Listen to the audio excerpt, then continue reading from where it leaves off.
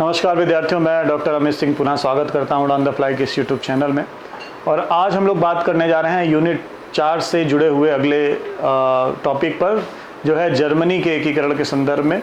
हम लोग विश्व इतिहास के संदर्भ में बातचीत कर रहे हैं, जो कि BA तृतीय वर्ष का वो द्वितीय प्रश्न पत्र है। तो आज जर्मनी के एकीकरण के संदर्भ में हम लोग बात करेंगे। पिछले लेक्चर में मैंने इटली के एकीकरण के बारे में आपको जानकारी दी थी। इटली और जर्मनी दो ऐसे यूरोपीय देश हैं जिनके एकीकरण की प्रक्रिया लगभग एक साथ प्रारंभ होती है और लगभग एक साथ समाप्त होती है। 1871 में जैसे जर्मनी का एकीकरण होता है, वैसे ही 1871 में इटली का एकीकरण होता है, वैसे ही 1871 में जर्मनी के एकीकरण की प्रक्रिया भी पूर्ण होती है। और लगभग एक जैसे सर्कमस्टांसेस हमें जर्मनी के संदर्भ में भी दिखाई पड़ते हैं, क्योंकि जर्मनी भी छोटे छोटे राज्यों में बटा हुआ था, एकीकृत नहीं हो पा रहा था। नेपोलियन ने इटली की तरह जर्मनी पर भी आधिपत्य किया था, वहाँ पर शासन स्थापित किया था और उसको एकीकृत करने का कार्य किया था। एक संघ का निर्माण किया था जिसको हम राइन संघ के नाम से जानते हैं। आगे हम लोग उस पर बात करेंगे। इसके अलावा ऑस्ट्रिया यहाँ पर भी महत्वपूर्ण भूमिका में था। ऑस्ट्रिया के ही द्वारा शासन यहाँ पर जर्मनी में किया जा रहा था। इसके अलावा फ्रांस का दखल अंदाजी भी इस क्षेत्र में दिखाई पड़ती है। तो वो सारे शत्रु जो कि इटली के थे, वैसे ही शत्रु यहाँ पर जर्मनी के भी थे। और यही वजह है कि दोनों की जो एकीकरण की प्रक्रिया है वो लगभग एक समान और एक ही तरीके से चल रही है, जिसमें कि ये भी एक दूसरे को ओवरटेक करते हुए दिखाई पड़ते हैं। जैसा कि इटली में पिडमॉन्ट सार्डिनिया की महत्वपूर्ण भूमिका थी, उसके माध्यम से एकीकरण की प्रक्रिया घटित होती है। तो यहाँ पर जर्मनी में प्राशा नामक राज्य को जो है नेतृत्व सौंपा जाता है और उसके माध्यम से एकीकरण की प्रक्रिया आगे बढ़ती है। तो आज उसी जर्मनी के एकीकरण के संदर्भ में जो महत्वपूर्ण प्रश्न हो सकते हैं, जो कि परीक्षा उपयोगी प्रश्न हो सकते हैं, उस पर हम लोग चर्चा करेंगे। तो पहला जो प्रश्न है इस जर्मनी के एकीकरण की प्रक्रिया से जुड़ा हुआ, तो वो प्रश्न है कि फ्रैंकफर्ट की संसद को स्वीकार करने से किसने इनकार कर दिया था? कौन ऐसा व्यक्ति था जिसने फ्रैंकफर्ट की संसद को स्वीकार करने से मना कर दिया था? तो ये व्यक्ति हैं फ्रेडरिक विलियम। फ्रेडरिक विलियम ने जो है फ्रैंकफर्ट, जो कि जर्मनी की राजधानी है, वर्तमान में एक बड़ा महत्वपूर्ण शहर रहा है प्राचीन काल से ही, तो वहाँ की संसद को स्वीकार करने से मना कर दिया था। इसके अलावा अगला जो प्रश्न है, राइन संघ का संस्थापक कौन था? जैसे कि मैंने बताया कि राइन एक बड़ी पवित्र नदी है जर्मनी में, और इस नदी के आसपास के क्षेत्रों में जो राज्य थे उनको मिला करके एक संघ का निर्माण किया गया था। तो इस संघ के निर्माण करने 39 राज्य थे उसमें, उस संघ में। तो ये भी प्रश्न आ सकता है कि राइन संघ में कितने राज्य थे? तो 39 राज्य हुआ करते थे उस संघ में। तो इस संघ की स्थापना किसने की थी, किसने इस संघ को बनाया था? तो इस संघ को बनाने वाला जो व्यक्ति है वो है नेपोलियन प्रथम। नेपोलियन का जब अभियान हो रहा था, तो अपने अभियान के दौरान में उसने राइन संघ का निर्माण किया था। और ये जो राइन संघ है, इसका निर्माण 1805 में हुआ था। आगे हम लोग इस पे बात करेंगे। 1805 या 6 में हुआ था और बाद में जो है इसका विघटन भी कर दिया गया था। तो आगे इससे जुड़ा हुआ प्रश्न है, उस पर हम लोग चर्चा भी करेंगे। अगला जो प्रश्न है कि जर्मनी के एकीकरण में सबसे प्रमुख बाधा क्या थी? तो 4 ऑप्शन यहाँ पर हैं। राजनीतिज्ञों में मतभेद, राजनीतिक दुर्बलता, जनसाधारण में राष्ट्रीयता का अभाव, उपयुक्त सभी। तो यहाँ पर उपयुक्त सभी जो है वो कारण समझ में आ रहा है कि उपयुक्त सभी यहाँ पर कारण हो सकता है। इसके अलावा अगले प्रश्न पर हम चर्चा करें तो जर्मनी के एकीकरण में 1848 ईस्वी में असफलता का प्रमुख कारण क्या था? तो एक तो मेटरनिक का प्रभुत्व था। मेटरनिक कौन था? मेटरनिक जो है ऑस्ट्रिया का चांसलर था, और उसकी प्रभुत्ता इतनी ज़्यादा थी, उसका वर्चस्व इतना ज़्यादा था कि कोई भी जो विद्रोह था उसके माध्यम से दबा दिया जाता था, और एक बड़ा महत्वपूर्ण व्यक्ति यूरोपीय परिदृश्य में उस दौर में दिखाई पड़ रहा था। तो मेटरनिक का प्रभुत्व, ऑस्ट्रिया के सम्राट का विरोधी रुख, स्वाभाविक सी बात है कि ऑस्ट्रिया विरोधी रुख देगा। सी, देशभक्तों में योग्य नेता का अभाव, कोई ऐसा योग्य नेता नहीं था उस दौर तक आते आते। जिसकी वजह से जो है ये आंदोलन दबा दिया गया और उस दौरान स्वतंत्रता प्राप्ति नहीं हो पाई। तो यहाँ पर जो ऑप्शन होगा वो होगा उपयुक्त सभी, उपयुक्त सभी। इसके बाद अगले प्रश्न की तरफ हम आगे बढ़ें तो बिस्मार्क को प्रासा का चांसलर कब नियुक्त किया गया था? तो बिस्मार्क एक बड़ा ही महत्वपूर्ण व्यक्ति है जर्मनी के एकीकरण की प्रक्रिया का, और इसकी नीति को रक्त या और लौह की नीति कहा जाता है। रक्त मतलब तलवार, युद्ध के माध्यम से एकीकरण या स्वतंत्रता प्राप्त करना, और साथ साथ लोहा, ठीक है, लोहा जो है जो कि बड़ी महत्वपूर्ण चीज़ थी वहाँ पर। हथियारों के बनाने में भी निर्माण हो रहा था और कल कारखानों के बनाने में भी निर्माण हो रहा था।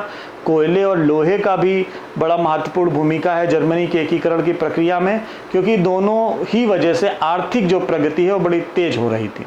तो इसकी रक्त और लौह की नीति बड़ी महत्वपूर्ण भूमिका निभाती है इटली के एकीकरण में बिस्मार्क की। तो बड़ा महत्वपूर्ण व्यक्ति है ये। अब ये चांसलर कब बना? तो ये जो चांसलर बना 1862 में। 1862 में ये जर्मनी का चांसलर बनता है और एकीकरण की प्रक्रिया आगे बढ़ती है। इसके बाद अगला प्रश्न है कि 1863 ईस्वी में डेनमार्क के किस शासक ने सेल्सविग को अपने राज्य में मिला लिया था? सेल्सविग और होलेस्टिन दो बड़े महत्वपूर्ण राज्य थे, ठीक है, जो कि डेनमार्क और जर्मनी और ऑस्ट्रिया के आसपास की सीमावर्ती क्षेत्रों में थे। कुछ समय तक वहाँ पे डेनमार्क का कब्जा था। डेनमार्क से उन नगरों को ले लिया गया। सेल्सविग और होलेस्टिन को उनके बीच में लड़ाई भी हुई थी इसको लेकर के, प्रासा और डेनमार्क के बीच में।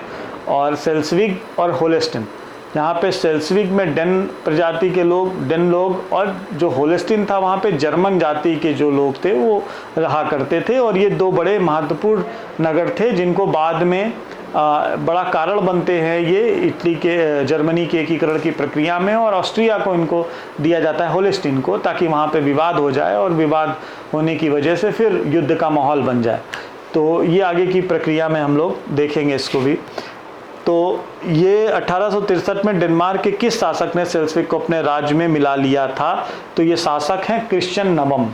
क्रिश्चियन नवम ने जो है इनको अपने डेनमार्क में मिला लिया था। बाद में गेस्टाइन का समझौता होता है और सेल्सविग और होलेस्टिन जो है वो मिल जाते हैं, और बाद में फिर होलेस्टिन को ऑस्ट्रिया को दे देता है प्रासा। तो ये एक प्रक्रिया है।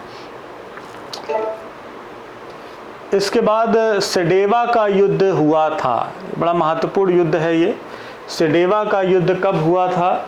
तो सेडेवा का जो युद्ध है वो 1866 में होता है। 1866 में सेडेवा का युद्ध होता है। सेडेवा के युद्ध में कौन सा देश पराजित हुआ था? तो सेडेवा के युद्ध में ऑस्ट्रिया पराजित हो गया था। ऑस्ट्रिया जो है सेडेवा के युद्ध में पराजित होता है। इसके बाद गेस्टाइन के समझौते के अनुसार बिस्मार्क ने होलेस्टिन को दे दिया था। किसको दिया था? ऑस्ट्रिया को दिया था। जैसा कि अभी हम लोग बात कर रहे थे, ऑस्ट्रिया को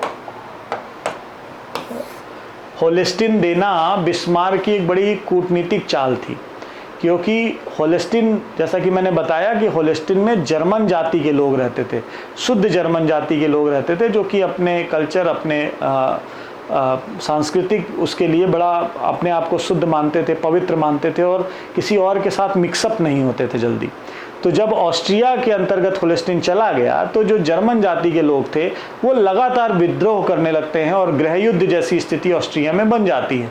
और ये जानबूझ करके बिस्मार्क ने ये कार्य किया था ताकि वहाँ पर गृह युद्ध की स्थिति बने और हम वहाँ पर युद्ध कर सकें और ऑस्ट्रिया को हरा सकें।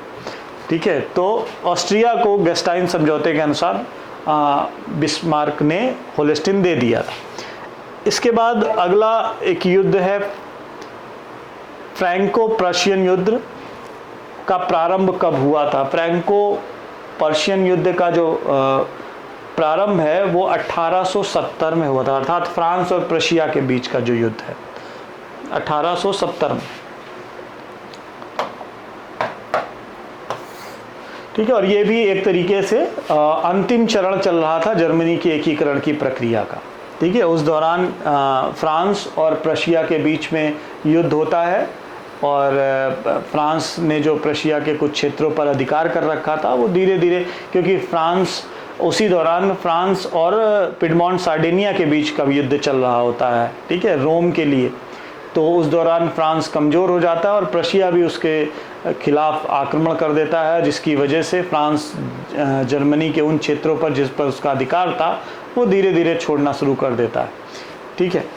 इसके अलावा अगला जो प्रश्न है कि सेडान के युद्ध में किस देश को पराजय का सामना करना पड़ा। तो सेडान का जो युद्ध हुआ था उसमें फ्रांस को जो है पराजय का सामना करना पड़ा था। फ्रांस को पराजय का सामना सेडान के युद्ध में करना पड़ा था, ठीक है। सेडान के युद्ध के बाद फ्रांस और प्रासा के मध्य जो संधि हुई थी उसको हम क्या कहते हैं, तो वो संधि हुई थी फ्रैंकफर्ट की संधि। फ्रैंकफर्ट की संधि हुई थी फ्रांस और प्रासा के मध्य, ठीक है। इसके अलावा हेजन ने किस युद्ध को इतिहास का सबसे संक्षिप्त और निरर्थक युद्ध कहा है। सबसे संक्षिप्त मतलब छोटा और जिससे कोई फायदा नहीं हुआ, ऐसा कौन सा युद्ध था। हेजन नामक व्यक्ति इस बात को कहते हैं।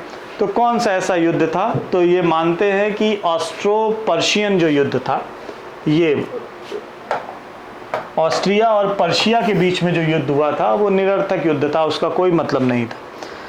इसके बाद अगला जो प्रश्न है कि 1865 ईस्वी में वियारेंस की गुप्त संधि किन दो शक्तियों के मध्य हुई थी। कौन सी दो महाशक्तियां थी यूरोप की जिनके मध्य संधि हुई थी।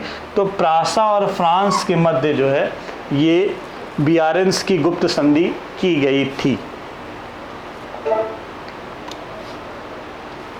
हाँ, अब ये प्रश्न है कि राइन संघ की स्थापना और उसका विघटन कब हुआ था।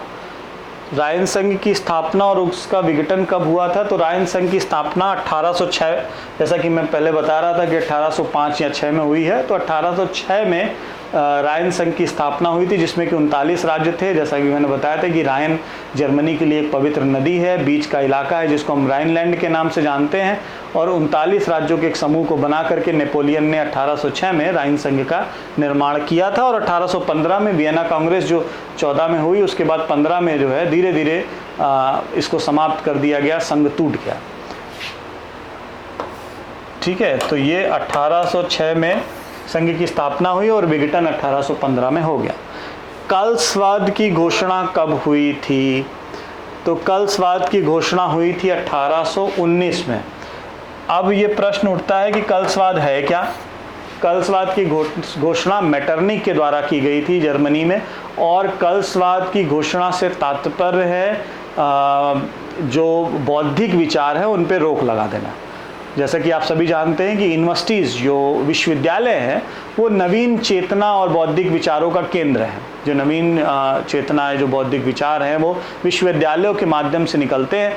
तो मेटरनिक ने क्या किया था, जर्मनी के विश्वविद्यालयों में जो अध्यापक थे, जो विद्यार्थी थे, उन पर रोक लगा दी थी। किसी भी तरीके के विचारों को प्रसारित करने के लिए या सभाएं आयोजित करने के लिए या कोई भी आंदोलन करने के लिए उन पर एक रोक लगा दी थी, जिस रोक को हम कल्सवाद कहते हैं, कल्सवाद की घोषणा कहते हैं। तो 1819 में उस कल्सवाद की घोषणा की गई थी, जिसकी वजह से विश्वविद्यालय जो जर्मनी के थे, जहाँ पर बौद्धिक चिंतन हुआ करता था, उन पर धीरे धीरे रोक लगनी शुरू हो चुकी थी। इसके बाद अगला जो प्रश्न है वो है फ्रैंकफर्ट की संधि कब हुई थी। फ्रैंकफर्ट की संधि कब हुई थी। तो इसका आंसर होगा 10, यहाँ पर 12 मई लिखा हुआ है, इसको सही करना होगा। ये 10 मई है, 10 मई 1871। 10 मई 1871 को जो है फ्रैंकफर्ट की संधि होती है। अगला प्रश्न है कि पवित्र रोमन साम्राज्य ना तो पवित्र, ना रोमन है और ना ही साम्राज्य है, ये कथन किसका है। किस व्यक्ति ने इस कथन को कहा था। तो वोल्टेयर नामक इतिहास दार्शनिक ने इस कथन को कहा था कि जो पवित्र रोमन साम्राज्य है वो ना तो पवित्र है, ना रोमन है और ना ही साम्राज्य है। ठीक है, तो ये कुछ महत्वपूर्ण प्रश्न हैं जिन पर आज हम लोगों ने चर्चा की। और जर्मनी, इसके बाद आप देखेंगे कि यूरोपीय परिदृश्य में जर्मनी की एक बड़ी महत्वपूर्ण भूमिका रही है।